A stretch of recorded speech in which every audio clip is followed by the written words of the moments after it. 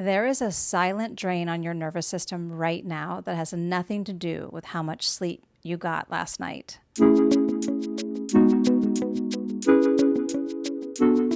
You are energy.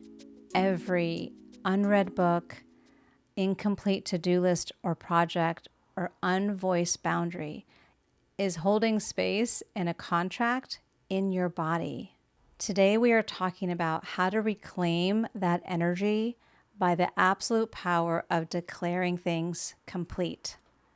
I'm going to walk you through the 3 main ways that this is going on in your life, and within them, what you can do to shift that. But first, I would be remiss if I didn't talk a little bit more about how powerful it is to understand and to stay conscious of the fact that you are an energetic being. Everything is energy. Every physical thing, everything around you is energy. There is a vibration that you are emitting, and there's a vibration all around you.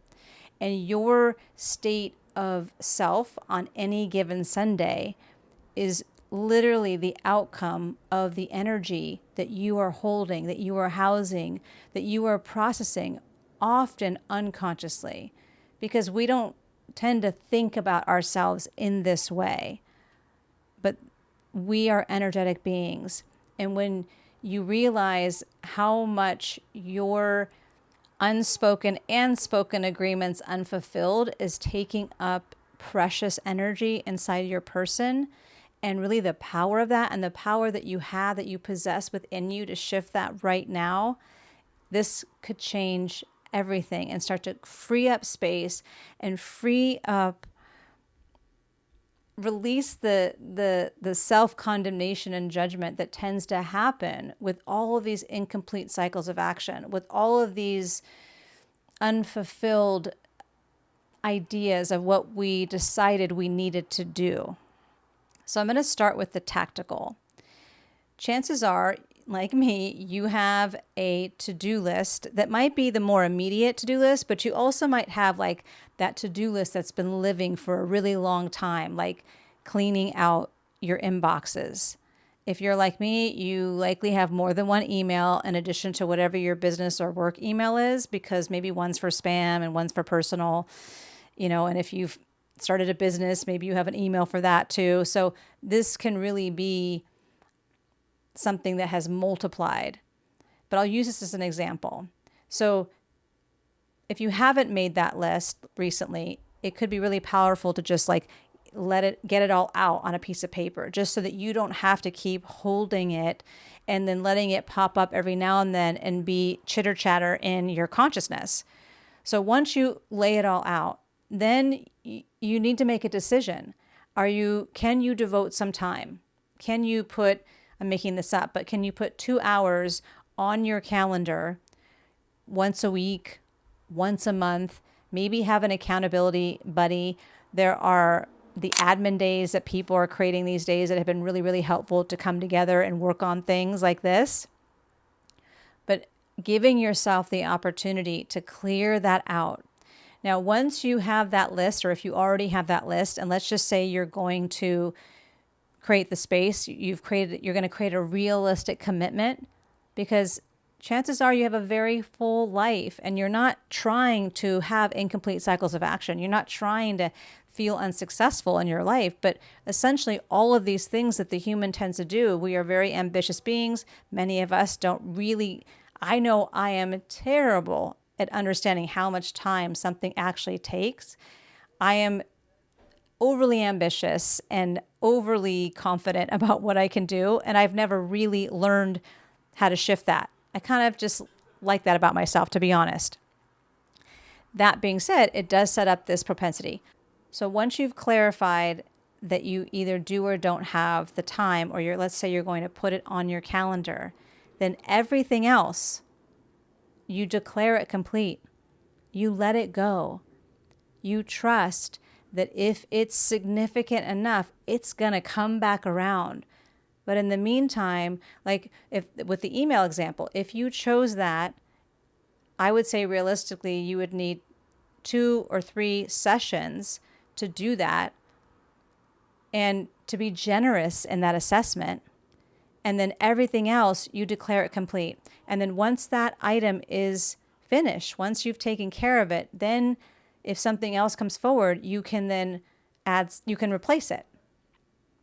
But all the extraneous things, whether it's the table you want to put together that's sitting in the garage, whether it's the cards you want to send that you haven't sent, whether it's the update the passport, or that one's important, I would do that one, the plant you want to replant, all the things that are taking up space, declare them complete.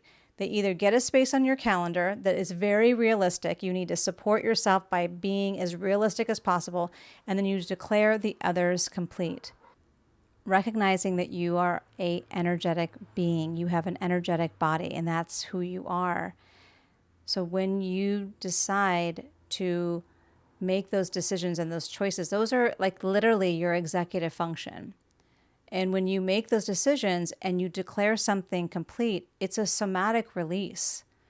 You are letting yourself off the hook because now you've created a system that's based in reality, that's for you, not setting up all these things that then are going to perpetuate those unfinished contracts, and then you declare it complete. So if you're like me, you likely have a stack of books that you have not finished.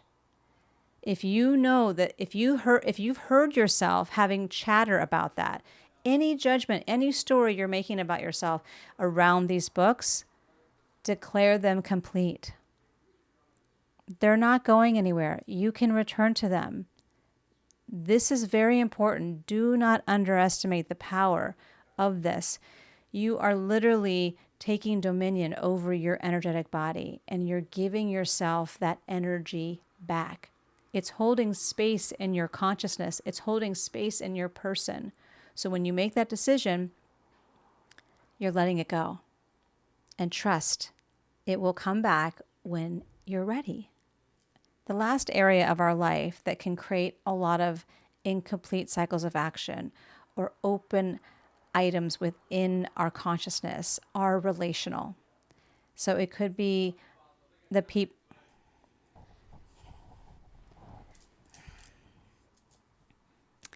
noisy neighbor. For example, the people you want to reach out to that you haven't connected with in a while. Something you signed up for that's in the future that maybe you really don't actually want to be a part of. Maybe there's actually a contract, like a relational contract with someone, an agreement that you've made that doesn't really, it's not in alignment for you anymore. Those are also all things holding space, and likely more sometimes in some of these to-do list projects, because they take up more energy when they have a lot of emotion around them. So what I'm offering is that you can declare these complete inwardly and or outwardly, meaning if there's people that you want to reach out to, if there's that to-do list in that regard that maybe has some pressure and emotion like guilt or whatever it is, just let it go. Give yourself the benefit of the doubt here and let it go. Declare it complete and trust that when you have the time and the capacity and the presence, you will revisit it. If it's a situation with somebody that's close in your life, if it doesn't require your urgent response, again, declare it complete. If it's something that is more timely and it's going to be more self-honoring for you to acknowledge it, I encourage you to prioritize it and to address it. But the point I'm getting at is like all of these areas of our life, they do have an inner hierarchy that we assign. I'm inviting you to face them, assess them, give them an evaluation, choose the one that you're going to create space for, and let the other ones go. This ability, this authority, this inner authority that you possess is powerful. Do not underestimate the power of this. This is part of your sovereignty. This is part of your dominion. And please believe me when I tell you that this will shift your energy because you are employing an inner leadership skill and you are addressing things head on. High achieving, high producing, high functioning women are likely juggling, right? You're likely juggling multiple plates in the air. So when you start to practice this, then you are literally just up-leveling your own inner skill set. And like I've said a couple times now, it will come back around. So trust that. I do want to mention that I have a free boundaries guide in the description that could be really helpful as it relates to some of those relational unspoken boundaries, perhaps. I also have a $27 Protecting Your Energy course.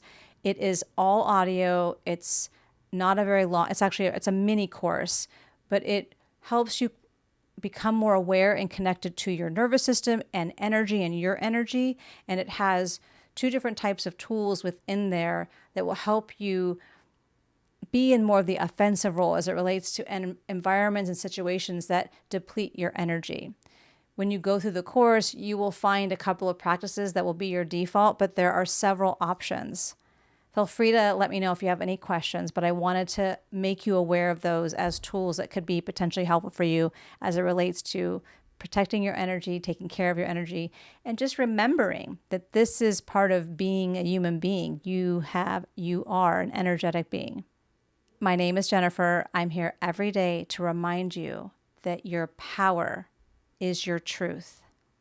So trust yourself and your life will transform. I'll see you tomorrow.